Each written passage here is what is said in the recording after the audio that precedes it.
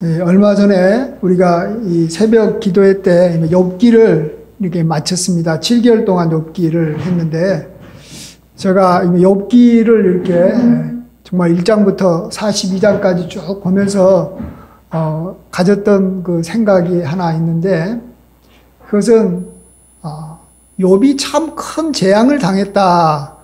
참 욥처럼 어떻게 저렇게 의로운 사람이 이렇게 어려움을 당했을까, 이런 생각을 이전부터 해왔는데, 아마 여러분도 그렇게 해왔을 겁니다. 욥은 자기의 많은 재산을 다 잃어버리기도 하고, 또 자식도 다 죽어버리기도 하고, 또 자기 몸에 병이 정말 들어서 이제 시한부 인생을 이렇게 살아가기도 하고, 또 자기를 이렇게 위로해주는 사람 하나도 없이 자기를 자꾸 이렇게 정죄하면서 비난하는 그러한 친구들 가운데 그가 지냈지 않습니까? 그런데 제가 이 욥을 보면서 이제 저도 이제 긴 인생은 아니지만 이제 인생을 살아오면서 욥에게 임하는 재앙은 욥에게만 임하는 게 아니라 모든 사람에게 다 임한다라는 것입니다.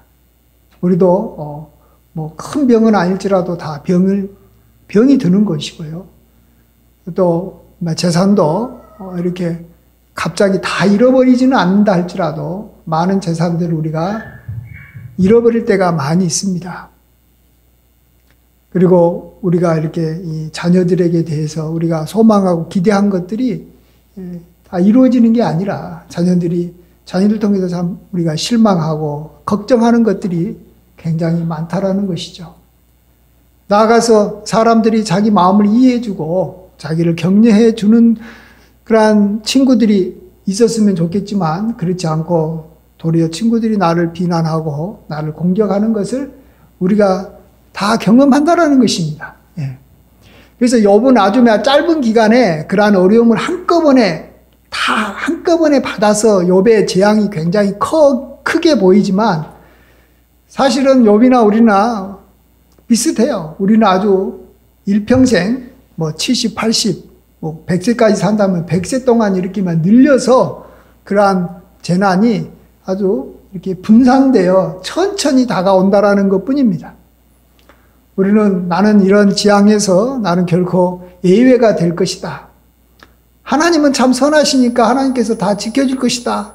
이렇게 생각할 수가 없다라는 것입니다. 저도 처음에 한번 제가 이렇게 신혼 생활을 할 때 하나님이 나를 사랑하시니까 우리 집을 이렇게 지켜줄 거다 생각하고 이렇게 이렇게 단속을 잘 하지 않았습니다. 그냥 대충 살았는데, 한 번은 정말 우리 집에 도둑이 들어가지고 물건들을 이렇게 가져가 버리는 걸 보면서 그때 충격을 받았죠. 이렇게 도둑도 당할 수 있는구나. 당연히 도둑 당하는 거죠. 근데 자기 어떤 체면에 우리가 빠져가지고 나는 도둑 당하지 않을 거야. 하나님께서 지켜주시니까 나는 보호받을 거야. 이런 생각을 하는 것은 참 어리석은 것이죠. 그렇습니다. 우리가 살면서 하나님에 대해서 무조건 선하게만 보면 안 됩니다. 하나님은 선하고 긍휼이 많으신 분이지만 우리 각자에게 또 하나님께서는 가르쳐 주시고자 하는 게 있고, 현재보다는 미래가 소망이 있는 삶이 되게 하기 위해서, 지금보다 나아지는 삶을 살게 하기 위해서라도 하나님 우리에게 어려운 일을 우리가 경험하게 만들 수밖에 없는 겁니다. 훈련을 주시는 겁니다. 연단을 주시는 거죠.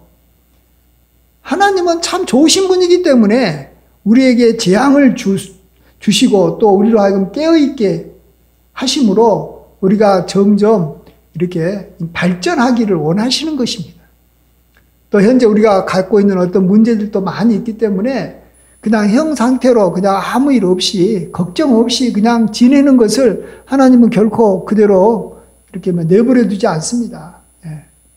뭔가 우리로 하여금 생각하게 만들고, 뭔가 우리가 더 하나님을 더 붙잡게 만들고, 우리가 좀 더 이렇게 마음이 넓어져서 다른 사람들을 특별히 어려운 사람들을 이해하는 사람으로서 우리가 성장하기 위해서라도 하나님은 우리에게 어려움을 주시는 것입니다. 그래서 모든 경건한 사람들은 다 어려움이 있는 것이고 환난이 있는 것입니다.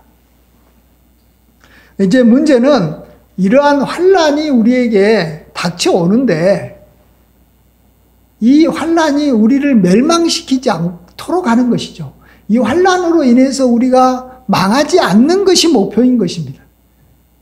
마치 우리가 이 병이 들더라도 또 암이 걸리더라도 안 걸리면 좋겠지만 걸리게 되면 초기에 발견해서 초기에 낫는다면 우리는 암으로 인해서 죽지는 않는 것입니다. 그래서 사람들은 건강관리를 열심히 하는 것이죠. 그리고 병원에 가서 이렇게 막 진단도 자주 받아보는 것이죠. 그런 삶이 지혜로운 삶입니다. 나는 암 안 걸릴 거야. 나는 괜찮을 거야 하면서 자기 마음대로 먹고 뭐 운동도 안 하고 자기 멋대로 살아가고 또 병원도 안 가는 사람은 나중에 큰 그런 병에 걸려서 죽는 거예요. 또 우리가 가장 또 걱정하는 것이 교통사고인데 교통사고도 마찬가지입니다. 언제든지 사고가 닥쳐올 수 있는 것이죠. 그래서 그 사고를 잘 안 나게 준비하는 것이 중요하지 않습니까? 그래서 같은 차를 이렇게 사더라도 안정성이 이렇게 입증된 그런 차를 사려고 합니다. 그리고 운전도 이렇게 조심스럽게 하려고 하죠. 저도 어제 잠깐 이렇게 주차하다가 이렇게 옆차 이렇게 약간 이렇게 기스를 냈는데 다행히 뭐 컴파인드로 이렇게 지워지고 그 차 주인이 뭐 괜찮다 해가지고 그냥 넘어갔습니다. 사고가 날 수가 있기 때문에 우리는 항상 조심해야 되는 거죠. 조심하지 않고 있다가 큰 사고가 나면 그걸로 인해서 우리가 큰 장애를 입든지 아니면 우리가 생명까지도 잃어버릴 수 있는 것입니다. 근데 우리에게 이 닥치는 이 환난과 어려움은 이런 이 교통사고나 또 이렇게 질병만 있으면 얼마나 좋겠습니까? 근데 우리가 예상하지 못하는 다른 또 재앙들도 많은 거예요. 욥은 한 4-5가지 재앙을 당했지만 우리는 욥이 당하지 않는 재앙들도 우리도 또 당할 수도 있어요.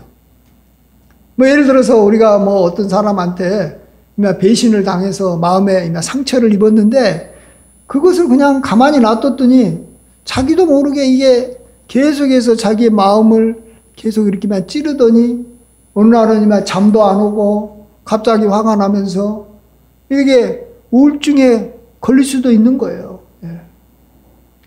이런 문제가 생기지 않도록 해야 되고 또 생겼을 때 하나님께서 그것을 이렇게 벗어날 수 있도록 누군가가 나에게 좋은 말을 해주고 꼭 합당한 그런 해고 같이 시간을 보내준다면 내 마음이 다시 이렇게 풀리고 이렇게 다시 평강을 찾을 수 있을 것입니다. 참으로 이 세상 이렇게 살아가기가 어렵습니다. 우리가 그동안에 이 3년 동안 이 코로나를 통해서 얼마나 고생했습니까? 코로나를 통해서 우리나라에 이 돌아가신 분만 해도 3만 명이 넘습니다. 근데 그것은 뭐 우리나라 자살자에 비하면 더 적은 수예요. 우리나라가 1년에 한 이렇게 13,000명 정도가 자살하는데 3년 동안 하면 4만 명이 가까이 됩니다. 사실은 더 많죠. 자살하고 하는 분들이. 그런데 뭐 얼마나 그것을 막으려고 코로나를 막으려고 얼마나 고생했습니까? 막 생활도 막 아주 막 이렇게 밖에도 못 나가고 뭐 그냥 이렇게 통제를 하고 얼마나 대비를 많이 했습니까? 그래서 우리나라는 나름대로 이 K-방역이라고 그런 대로 잘했기 때문에 뭐 이 정도로 이렇게 잘 지내고 어느 정도 끝나가고 있습니다. 그러면서 또 저는 이렇게 저 개인적으로도 한국 교회가 굉장히 막 이 어려움 가운데 참 큰 교회를 향해서 어떻게 하면 큰 교회를 이렇게 막 나누어 가지고 자기 것으로 이렇게 만들고 싶어 하는 그런 욕심을 가진 이런 목회자들이 많아가지고 막 교회를 공격하고 이렇게 하는 걸 보면서 참 어느 교회나 저러겠다. 큰 교회도 저렇게 어려움을 당한다면 중간교회, 작은 교회는 어려움이 더더욱 많죠. 교회도 어려운데 우리의 가정은 어떤 어려움이 올지도 모르고 또 우리 개인도 그렇고 또 이 나라도 앞으로 어떻게 될지 모릅니다. 정말 이 전쟁이 일어날 수도 있고요. 그러니까 대만이 얼마나 불안합니까? 우리나라가 이전에는 뭐 대만보다는 더 이렇게 안전하다고 생각했는데 뭐 대만도 우리나라하고 이제 비슷해지는 것 같아요. 더 어려워지는 것 같아요. 우크라이나 사태를 보면서 언제라도 저런 일들이 또 벌어질 수 있다는 것을 또 우리가 예측하게 됩니다. 그렇기 때문에 우리는 앞으로 많은 재앙이 올 수 있다는 것은 알아야 됩니다. 근데 문제는 이것을 우리가 잘 대비해서 그의 어떤 이 피해를 최소화시키든지 아니면 그 재앙이 오지 않기를 우리가 바라야 되고 또 실질적으로 그런 재앙들이 우리를 멸망시키지 않아야 되는 줄 믿습니다. 자, 그러면 우리가 이것을 어떻게 해야 될 것인가? 정말 우리가 이것을 이렇게 남의 문제로 여기면 안 되고요. 이건 나의 문제고 나의 가족의 문제고 우리나라의 문제고 진짜 내 삶과 직결되는 문제예요. 앞으로는 이 코로나가 아니라 코로나 이 할아버지가 나타날 수도 있어요. 전혀 예상하지 못한 누가 코로나를 예상이나 했습니까? 이렇게까지 전 세계가 걸릴 줄 몰랐죠. 옛날에는 이미 비행기 타고 안 다니기 때문에 어느 한 지역에서만 이렇게 생기고 끝나지만 이제는 비행기라는 걸 통해서 전 세계에 그냥 순식간에 퍼져버리는 거죠. 자, 그런 면에서 오늘은 오늘 본문 말씀을 통해서 어떻게 하면 우리가 재앙에서 벗어날 수 있는지 오늘 함께 말씀에서 찾아보고자 합니다. 오늘 여기 시편 91편이 그것을 잘 가르쳐주고 있습니다. 우리 함께 1절부터 우리 3절까지 우리 한번 같이 한 목소리를 한번 읽어보겠습니다. 시작. 지존자의 은밀한 곳에 거주하며 전능자의 그늘 아래 사는 자여, 나는 여호와를 향하여 말하기를 그는 나의 피난처요 나의 요새요 내가 의뢰하는 하나님이라 하리니 이는 그가 너를 새 사냥꾼의 올무에서와 심한 전염병에서 건지실 것이미로다. 아멘. 성경은 우리를 이렇게 새라고 표현하고 있고 새는 새 사냥꾼의 올무에 걸리면 죽게 됩니다. 그런데 그런 데서 우리를 하나님께서 건져주시고 또 심한 전염병에서도 건져주시고 그 뒤에 보면은 5절에 밤에 찾아오는 공포와 낮에 날아드는 화살과 또 6절에 어두울 때 퍼지는 전염병과 밝을 때 닥쳐오는 재앙에서 하나님께서 우리를 건져주신다라고 말씀해 주십니다. 하나님은 우리의 모든 재앙에서 건져주실 수 있는 분이신데, 자, 그런 하나님으로부터 우리가 앞으로 이러한 재앙들이 닥쳐올 때 건짐을 받으려면 어떻게 해야 된다고 말씀하고 있습니까? 2절에 말씀합니다. 나는 여호와를 향하여 말하기를 그는 나의 피난처요 나의 요새요 내가 의뢰하는 하나님이라. 이렇게 우리가 고백을 하는 것입니다. 간단합니다. 나는 하나님을 향하여, 하나님은 나의 요새입니다. 하나님은 나의 피난처가 되십니다. 나는 하나님만 의지합니다. 이러한 많은 재앙에서, 예상할 수도 없고 상상할 수도 없는 어떤 재앙에서 나를 건져주시는 분은 바로 하나님 아버지이십니다. 이렇게 우리가 믿음으로 고백하는 것입니다. 하나님은 일관적으로 우리가 마음으로 믿어 의에 이르고 입으로 구원하여 구원에 이른다라고 했습니다. 하나님이 나의 요새인 것을, 나의 피난처가 되시는 것을 믿어야 됩니다. 이것도 쉬운 게 아닙니다. 예수님이 나의 죄를 위해서 십자가에 돌아가신 것을 믿는 것이 쉬운 게 아닙니다. 그런 것처럼 하나님이 나의 피난처시요 나의 요새가 되시고 내가 하나님만 의지하면 하나님께서 나를 돌봐주신다라는 것을 믿는 거, 그냥 우리가 믿는다고 생각하지만 이게 쉬운 것은 아닙니다. 그리고 또한 그것을 우리가 자주 입으로 고백을 해야 됩니다. 말해야 됩니다. 예. 말을 할 때 우리의 믿음이 완성됩니다. 예. 꼭 여러분 정말 우리의 삶 속에 두려움이 찾아올 겁니다. 내가 경제적으로 어려움을 당하지 않을까? 내 질병이 나에게 다가와서 나는 앞으로 큰 병에 들지 않을까? 또 실질적으로 나에게 그런 것들이 어떤 징조가 보일 때마다 우리는 입으로 고백하시기 바랍니다. 예. 이게 하나님께서 우리에게 주시는 그러한 재앙을 대비하는 아주 간단한 방법입니다. 예. 하나님은 나의 피난처십니다. 하나님이 나의 피난처십니다. 그럼 하나님은 얼마나 기뻐하시겠습니까? 하나님이 실제 우리의 피난처예요. 마치 이 병아리가 피난처가 자기를 낳은 암탉이라는 것을 알고 자기가 두려움이 생기면 암탉의 이 날개 깃에 가가지고 딱 이렇게 깃드는 거예요. 그러면 재앙이 지나갈 때까지 보호를 받는 거예요. 그러니까 재앙이 올 것 같아도 피하고 실제 와도 이렇게 이 어머니의 이 날개, 어미의 날개 그 깃 아래서 피하면 보호를 받는 것입니다. 그렇지 않으면 보호를 못 받는 거예요. 예. 그래서 우리가 하나님을 향해서 하나님은 앞으로 나에게 닥쳐올 모든 재앙을 막아주시는 그러한 나의 피난처가 됩니다. 이런 고백을 해야 되는 줄 믿습니다. 자, 근데 이러한 그 하나님께서 나의 피난처라는 고백을 우리가 이렇게 직접적으로도 이렇게 표현을 해야 되지만 또 이런 것을 우리가 간접적으로 우리가 자주 해야 됩니다. 그게 뭐냐 그러면 우리의 죄를 자백하고 하나님으로부터 용서를 구하는 것입니다. 하나님이 나의 피난처시고 요새인 것은 맞는데 우리가 하나님 앞에 죄를 짓게 되면 하나님과 우리와의 관계가 멀어지게 됩니다.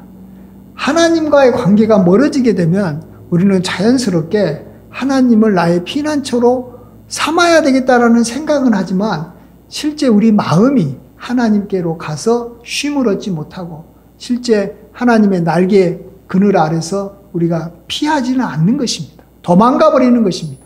아담이 하나님 앞에 죄 짓고 나서 하나님을 피해서 그냥 그가 이렇게 다니듯이 우리가 죄 짓게 되면 하나님을 피해버리는 것입니다. 그래서 우리는 죄 지었을 때 우리는 반드시 하나님 앞에 나아가서 하나님 나의 죄를 용서해 주십시오. 나의 죄를 깨끗하게 씻어 주십시오. 이렇게 고백함으로 하나님하고 늘 다시 관계가 회복되도록 해야 되는 것입니다. 그렇지 않으면 하나님께서는 우리에게 그 죄에 대한 형벌로 우리에게 재앙을 주시든지 아니면은 죄에 대한 형벌이 아니라 할지라도 하나님을 우리가 붙잡게 하기 위해서, 즉 우리의 마음이 가난해져서 하나님을 의뢰하게 하기 위해서라도 하나님께서는 우리에게 재앙을 내리시는 거예요.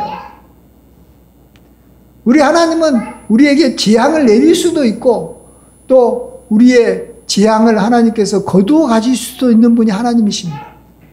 그렇기 때문에 우리는 죄 지었을 때 하나님 앞에 우리의 죄를 용서해 달라고 우리가 구할 수가 있는 겁니다. 우리가 이 재판을 당하는 이 죄인들을 보면 대부분 다 이 검사와 판사 앞에서 자기의 죄를 이야기하지 않습니다. 너가 죄를 이야기해라 그러면 절대로 입을 다물고 자기 죄가 확실하게 증명될 때까지는 절대로 자백을 하지 않습니다. 왜 그렇습니까? 검사나 판사는 변호사가 아니거든요. 자기를 변호해주거나 용서해주거나 자기를 이렇게 감싸주는 대상이 아니라 죄가 있으면 있는 대로 그대로 다 막 핀센트로 이렇게 막 꽂아서 이렇게 다 이렇게 드러내듯이 다 밝히 드러내는 상대이기 때문에 절대로 검사나 판사 앞에서는 이막 묵비권을 이막 행사하지 절대로 자기 죄를 인정하는 것이 아닙니다. 우리가 하나님 앞에 만약 우리가 죄 짓고 우리의 죄를 인정하지 않는다면 우리는 하나님을 검사나 판사처럼 여기는 것입니다. 하나님은 그것을 굉장히 싫어하시지 않겠습니까? 하나님은 우리를 긍휼히 여기시는 분이고 우리를 불쌍히 여기시는 그러한 아버지시고 우리 어머니와 같은 마음으로 우리를 보고 계신데 그걸 믿지 못하니까 하나님이 나의 피난처시요 하나님이 나의 요새임을 믿는 사람은 자기가 죄를 지었을 때 쉽게 하나님 앞에 용서를 구하는 것입니다. 그러나 하나님을 믿지 못하니까 하나님의 그러한 자비하심을 믿지 못하니까 하나님을 이렇게 이마 공의의 하나님, 벌을 내리시는 하나님, 심판의 하나님으로만 생각하니까 하나님 앞에 죄를 자백하지 않는 것입니다. 그래서 우리는 정말 하나님을 향해서 하나님은 나의 피난처시요 나의 요새시고 내가 의리할 유일한 분이십니다. 이것을 우리가 입으로 고백하고 또 우리가 죄를 지었을 때 우리 죄를 자백함으로 이러한 것을 하나님 앞에 표현하기를 바랍니다. 그럴 때 재앙이 우리에게 다가오지 않고 또 재앙을 우리가 받으려고 하다가도 재앙을 하나님께서 거두어 가시는 줄 믿습니다. 예. 그 다음에 이와 비슷한 게 하나 있는데 그 다음에 두 번째 마지막으로 하나만 더 우리가 재앙을 피하는 방법을 같이 생각해 보고자 합니다. 그것은 하나님께서 우리를 향해서 세우신 하나님의 종이 우리의 피난처가 되고 또 우리의 요새가 되면 우리가 재앙에서 쉽게 벗어날 수가 있습니다. 우리가 그것을 성경에서 많이 볼 수 있는데 아브라함과 롯을 보시면 알 겁니다. 롯이 어려움을 당할 때 아브라함이 직접 가서 그를 이렇게 전쟁에서 포로가 된 롯을 건지기도 했지만 그가 살았던 이 소돔과 고모라 땅이 하나님 앞에 재앙을 받아서 이제 멸망하게 될 상황에서 하나님은 이 소돔이 멸망될 것을 롯에게 이야기한 게 아니라 아브라함에게 알려줍니다. 왜 그렇겠습니까? 롯에게 이야기해봤자 지금 롯은 이 소돔 땅에서 자기가 이렇게 스스로 빠져나와서 이렇게 벗어날 수 있는 그런 상황이 아닌 것 같아요. 오랫동안 살았고 또 가족도 있고 아내가 얼마나 욕심이 많습니까? 버리고 못 나옵니다. 또 그것을 잘 믿지도 못할 겁니다. 소돔 땅이 이렇게 멸망당할 거라는 걸 믿지를 못하죠. 그래서 이 롯의 사위 될 사람들도 그걸 안 믿지 않습니까? 이야기를 해줘도. 그래서 하나님께서는 아브라함에게 이야기합니다. 소돔 땅이 멸망할 것을. 그래서 아브라함은 하나님 앞에 가가지고 소돔이 좀 멸망당하지 않게 해달라고 기도합니다. 다 자기 조카 롯을 생각하는 겁니다. 근데 의인 10명이 없으면 이 소돔 땅을 멸망하지 않겠다고 약속하신 하나님이 이 소돔 땅을 의인 10명을 찾지 못해서 멸망시킬 때 하나님은 아브라함을 생각해서 롯을 그 멸망의 성에서 건져주시는 것을 우리가 보게 됩니다. 아브라함이 중보기도 하고 아브라함이 하나님 앞에 간구한 것을 하나님이 안 들어주는 것 같았지만 결국은 들어주시는 것을 보게 됩니다. 그래서 롯이 살아난 겁니다.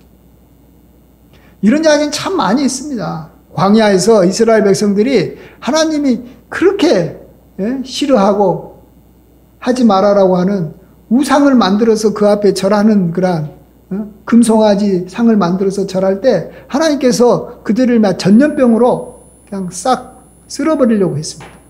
그때 모세가 그들을 향해서 하나님 나를 이렇게 죽이더라도 또 나를 내 이름이 생명책에서 지워지더라도 내 백성들만은 살려달라고 모세가 간절히 기도할 때 하나님께서 그의 재앙을 거두었던 것입니다. 그렇습니다. 하나님께서 우리 가까이서 세워주신 하나님의 종이 역시 나의 요새가 될 수 있고 나의 피난처가 될 수 있다는 사실을 우리가 알아야 됩니다. 피난처가 있고 요새가 있으면 환난 날 글로 피하기만 하면 그 모든 환난과 재앙에서 지나가기 때문에 벗어날 수 있는 것입니다. 저도 이전 교회에서 참 가장 저에게 인생 일대에서 가장 큰 위기를 당했지 않습니까? 전 그곳에서 이렇게 이 장로들이 이렇게 나가라고 했을 때 정말 답답했어요. 그리고 교환 목회라도 해가지고 뭐 다른 교회 이 목사님하고 이렇게 이 자리 이동이라도 했으면 좋겠는데 이 장로들이 제가 이 목회할 이 자질이 너는 없기 때문에 교환 목회도 안 시켜주겠다라고 말한 거예요. 그래 갈 데가 없는 거예요. 제가 이런 상황에서 이렇게 오랫동안 있었다면 아마 저는 이만 스트레스를 받아가지고 아마 지금쯤은 이렇게 천국에 있었을 거, 아니, 몇 년 전에 천국에 가 있었을 것 같아요. 예. 그때 제가 딱 든 생각이, 내가 나의 목자로 여기는 김상환 목사님에게 내가 이 사실을 알려야 되겠다. 예.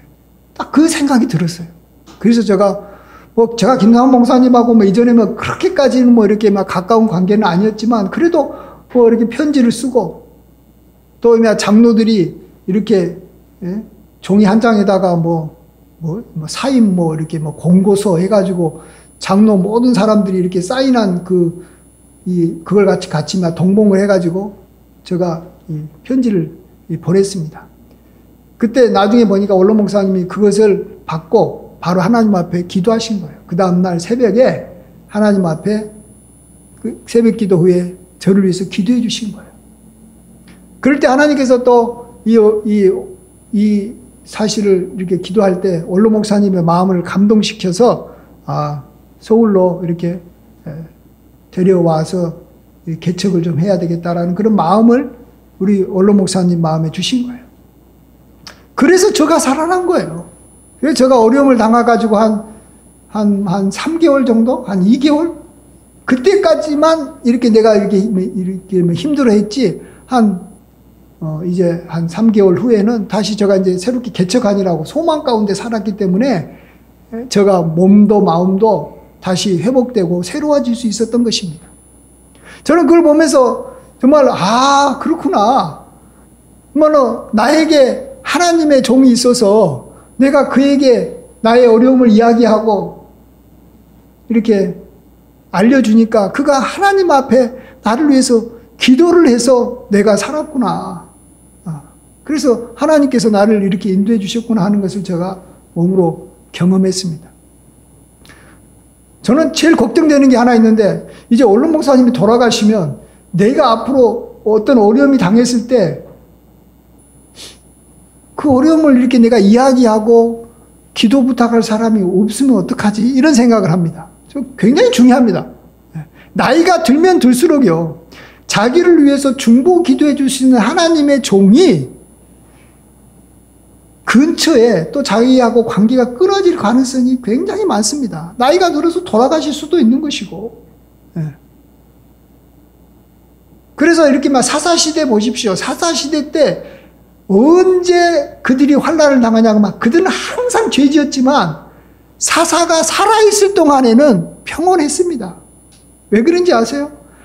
이스라엘 백성들이 그렇게 음란하고 하나님 앞에서 이방신을 쫓고 난리를 쳤어도 사사가 있으면 하나님께서 사사가 중보기도 하고 사사가 있으면 하나님께서 재앙을 내리지 않습니다. 그러나 사사가 죽으면 이제 하나님의 재앙은 여지없이 내리는 겁니다. 그래서 새로운 사사가 나타나기 전까지 그들은 굉장한 고통과 어려움 가운데 빠지는 것입니다. 나에게도 끝까지 사사가 있어야 되는 겁니다. 내가 사사가 있으면 나는 장수할 것이고, 나는 나의 목자가 있으면 나는 어려움에서 벗어날 것이지만, 그렇지 않으면 내 장래는 장담할 수가 없는 겁니다. 그래서 저는 저를 이렇게 막 쫓아냈던 교회 장로님들을 보면서 제가 참 늘 기도하고 있는 것은 뭐냐 그러면, 저를 쫓아내는 것은 괜찮아요. 또 저를 쫓아냈다고 해가지고 하나님께서 그들에게 벌을 내리지는 않습니다. 왜냐하면 그들이 봤을 때 제가 문제가 있다고 생각했기 때문에, 교회를 위해서 쫓아낸 거기 때문에 하나님께서 벌을 내리지 않습니다. 그러나 제가 염려되는 건 한 가지예요. 그 장로들에게 내 말고, 나는 이제 쫓아났으니까 내가 그를 이렇게 보호해 줄 수는 없기 때문에, 중보기도 하지는 못하기 때문에, 자기를 위해서 중보해 줄 수 있고 기도해 줄 수 있는 주의 종을 자기가 영접해야 된다는 겁니다. 새로운 목사님을 영접하든 아니든 누구를 영접하든 자기에게 있어서 하나님의 사람이 있어야 된다는 것입니다. 자기에게 하나님 말씀도 가르쳐주고 자기하고도 마음을 나눌 수 있는, 특별히 위기가 걸렸을 때, 내가 병 걸렸을 때 내 병을 좀 낫게 해달라고 기도 부탁할 수 있는 종이 있어야 된다는 거예요. 그거 없으면 그 병이 점점 커지는 거예요. 그래서 결국 사망으로 가는 거예요. 저는 그게 안타까울 뿐이에요.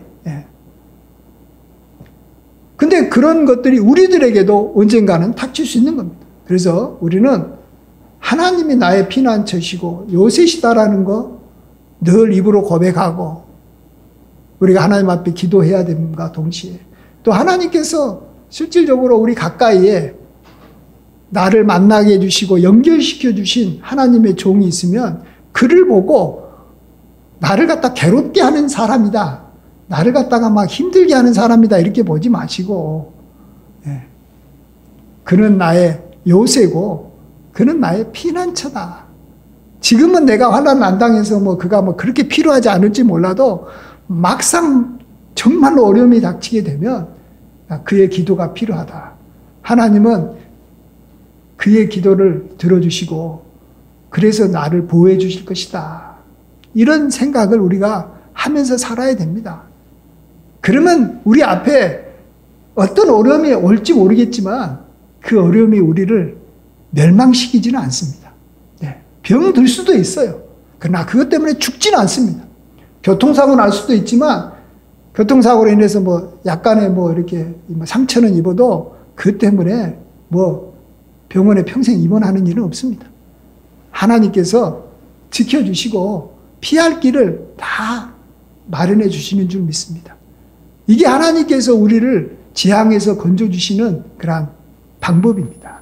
그래서 우리가 이 방법을 여러분이 잘 아시고 이 방법을 잘 활용하셔서 참으로 오늘 이 시편 91편의 그런 말씀이 온전히 여러분과 여러분의 가정과 또 시길 간절히 축원드립니다. 아멘. 기도하겠습니다. 아버지 하나님, 모든 영광 홀로 받아 주시옵소서. 참으로 주님이 우리의 요새고 피난처고 또 의리하는 하나님이심을 고백합니다. 또 하나님께서 우리에게 보내주신 하나님 마음에 합한 하나님의 종이 또 우리의 피난처가 됨을 고백하오니, 주여 우리가 이 피난처에 우리의 지향이 지나갈 때까지 피하게 도와주셔서 우리로 하여금 어떠한 화도 당하지 아니하고 이 땅에서 우리가 장수하며 평온하게 살게 하여 주시옵소서. 감사와 영광을 주께 돌리옵고 존귀하신 예수님의 귀하신 이름으로 기도하옵나이다. 아멘.